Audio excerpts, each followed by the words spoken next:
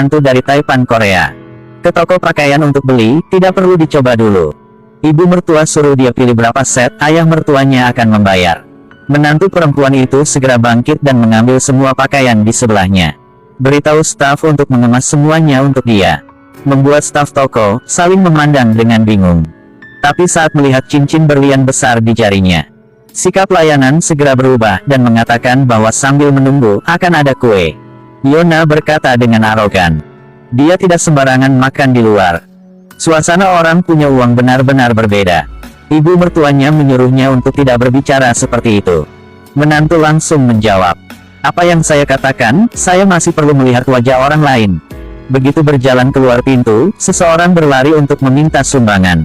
Yona mau buka dompet untuk ambil uang. Melihat cincin di tangan, tidak ragu untuk ambil dan memberikannya sebagai hadiah. Ibu mertua omong ini cincin kawin, kenapa kamu melakukan itu? Yona kasih tahu, nanti juga cerai. Tidak berguna jika masih simpan barang-barang ini. Ibu mertua sangat marah tetapi tidak berani omong apa lagi. Hari itu adalah ulang tahun menantu. Ibu mertua ingin beli satu kalung seharga 100 juta won untuk menantu. Sang suami dengan anggun meletakkannya di lehernya. Keluarga ucapkan selamat ulang tahun untuk Yona.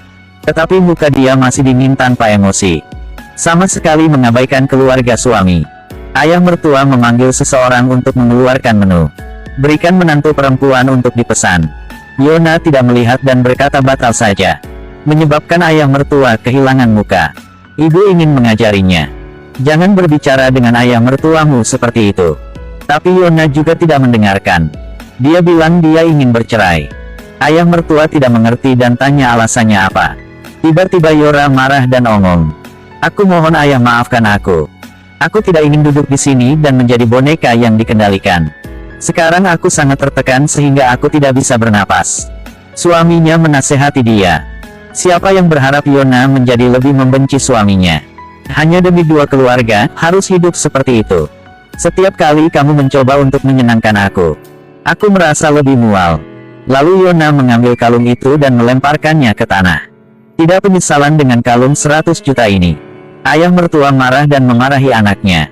Katakan dia tidak berguna, punya istri tapi tidak bisa menjaga. Jika ayah dia mendengar kata perceraian sekali lagi, hidup dia akan hancur. Hari itu, Hyun Soo pergi keluar ada kerjaan. Tiba-tiba menabrak mobil lain. Kedua belah pihak turun dari mobil untuk memeriksa situasinya. Dia tidak mengharapkan wanita di depannya. Mirip banget sama istri dia. Membuat dia takut. Tapi wanita ini, berpakaian terlalu berantakan. Amati sebentar. Dia tidak memiliki temperamen seperti istrinya. Dan sangat mirip. Akhirnya dia memutuskan. Menggunakan uang untuk membeli 2 jam dari wanita ini buat pergi ketemu sama nenek. Mong Hee setelah mendengarkan, dia langsung setuju. Hanya butuh 2 jam untuk menghasilkan banyak uang. Lalu mereka pergi ke salon rias. Pertama, harus membuat Mong Hee terlihat seperti mantan istri dia. Beberapa saat kemudian, akhirnya matanya udah mirip sama istri dia. Selanjutnya adalah riasan wajah. Akhirnya gaya rambut. Mong Hee mengatakan mengapa ada orang memakai riasan seperti ini. Hyun Soo terlihat berdua orang ini sangat mirip. Tetapi melihat pakaian Mong Hee, dia segera membawa Mong Hee untuk membeli pakaian. Tiba-tiba mendapat beruntung seperti itu. Mong Hee coba pakaian satu demi satu. Belum ada yang cocok. Ketika Mong Hee pakai gaun ini, Hyun Soo baru cocok. Lalu dia memakai sepasang sepatu high heels. Setelah udah selesai langsung jalan ke tempat nenek. Sudah lama Mong Hee tidak pakai sepatu high heels. Baru ketemu nenek, Mong Hee merawat neneknya sangat baik. Hyun Soo duduk di samping melihatnya sangat senang. Karena mantan istri dia belum pernah melakukan itu. Mereka baru keluar langsung ketemu sama ayah Hyun Soo. Mong Hee agak malu dan tidak tahu harus ngomong apa. Tetapi karena sudah menerima uang, dia harus mulai akting. Ayah mertua bilang, bukankah kamu tidak mau datang? Sepertinya masih sangat sopan.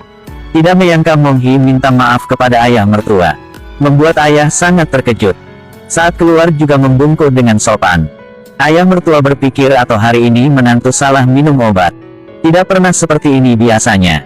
Hyun Soo bahkan tidak bisa mengatakan yang sebenarnya. Nenek sudah meninggal. Hyun Soo bawa dia ke pemakaman lagi. Tidak menyangka bahwa dia masih memperlakukan ayahnya dengan sangat sopan. Sangat beda seperti sebelumnya.